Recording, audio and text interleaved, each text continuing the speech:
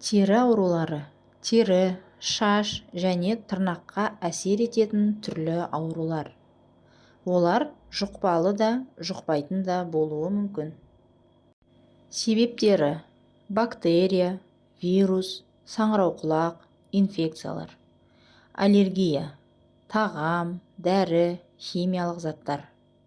Гигиенаны сақтамау, иммунитеттің әлсіреуі, гормоналдық өзгерістер, тұқым қуалаушылық, күйзеліс, дұрыс тамақтанбау. Тері ауруларының белгілері: қышыну, қызару, бөртпе, дақтар, қабыршақтану, ісіну, ауырсыну немесе күйдіру сезімі.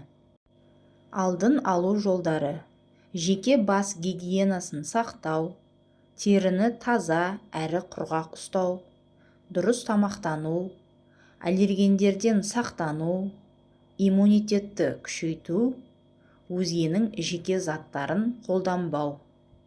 Емдеу жолдары: дәрігер тағайындаған майлар мен дәрілер, антибиотиктер немесе вирусқа қарсы препараттар қажет жағдайда, аллергияға қарсы дәрілер, дұрыс күтім және диета. Өзін өзі емдемей, дерматологқа қаралу.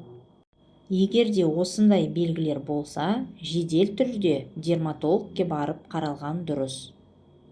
Денсаулық зор байлық демекші, денсаулықтарыңызды сақтап, салауатты өмір салтын ұстаныңыздар.